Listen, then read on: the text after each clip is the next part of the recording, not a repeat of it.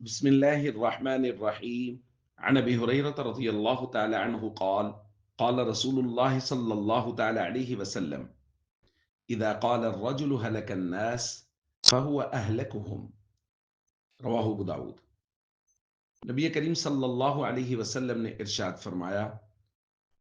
جب کوئی آدمی یہ کہتا ہے کہ لوگ اپنے برے اعمال کی وجہ سے ہلاک ہو گئے، تو یہ کہنے والا خود زیادہ ہلاک ہونے والا ہے۔ دوستو،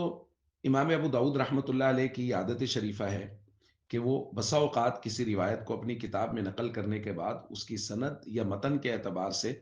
اپنا تبصرہ نقل کرتے ہیں، یا متن کی وضاحت کے لیے کسی امام کا قول نقل فرماتے ہیں۔ اس روایت کو نقل کرنے کے بعد بھی اس روایت کی شرح میں امام مالک رحمہ اللہ کا قول نقل فرمایا۔ اب اس حدیث کی تشریح کو آپ امام مالک رحمہ اللہ کے قول کی نظر سے سمجھیے۔ وہ فرماتے ہیں: اذا قال ذلك تحزنا لما يرى في الناس،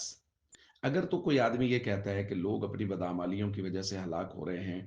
یہ کہتا ہے لوگوں پر غم کا اظہار کرتے ہوئے، یعنی فی امری دینہم، ان کے دینی معاملات میں کمزوری، نماز روزہ حج زکات میں کمزوری دیکھ رہا ہے، اور اس پر اس کو دکھ ہو رہا ہے، اور اپنے دکھ کا اظہار کر رہا ہے کہ بھائی لوگ غلط راستے پر چل رہے ہیں، لوگ تباہی اور بربادی اور ہلاکت کے راستے پر چل رہے ہیں،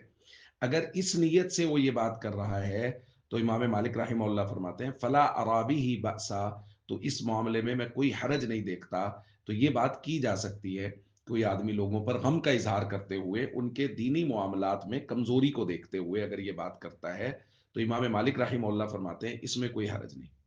تو پھر حرج کس صورت میں ہے؟ وَإِذَا قَالَ ذَلِكَ عُجْبًا بِنَفْسِهِ وَتَسَاغُرًا لِلنَّاسِ، اپنے آپ کو بڑا سمجھتے ہوئے اور لوگوں کو چھوٹا جانتے ہوئے کہ جی میں تو بڑا نیک ہوں، بڑے نیک اعمال کرتا ہوں، اور یہ سارے لوگ بڑی بدعمالیوں میں لگے ہوئے ہیں، اگر اس نظریے سے یہ بات کر رہا ہے کہ لوگ ہلاک ہو گئے، تو حضور علیہ الصلوۃ والسلام نے فرمایا یہ خود ہلاک ہونے والا ہے۔ فَهُوَ الْمَكْرُوهُ الَّذِي نُهِيَ عَنْهُ، تو امام مالک رحمہ اللہ نے فرمایا یہ وہ مکروہ ہے جس سے منع کیا گیا ہے۔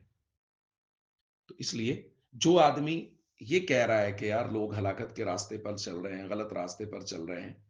اس پر ہم یہ ججمنٹ نہیں کر سکتے کہ یہ کس نظریے سے کہہ رہا ہے، چونکہ اس بات کا تعلق اس کے دل سے ہے۔ ہو سکتا ہے وہ لوگوں پر غم کا اظہار کرتے ہوئے یہ بات کر رہا ہو،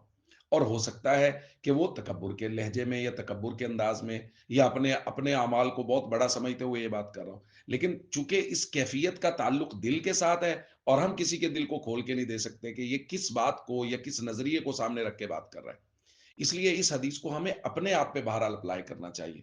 اگر ہم لوگوں پر غم کا اظہار کر رہے ہیں تو ہم کہہ سکتے ہیں کہ بھائی لوگوں کو دین کے راستے پر چلنا چاہیے، یہ دین سے دوری کا راستہ تباہی کا راستہ ہے۔ اور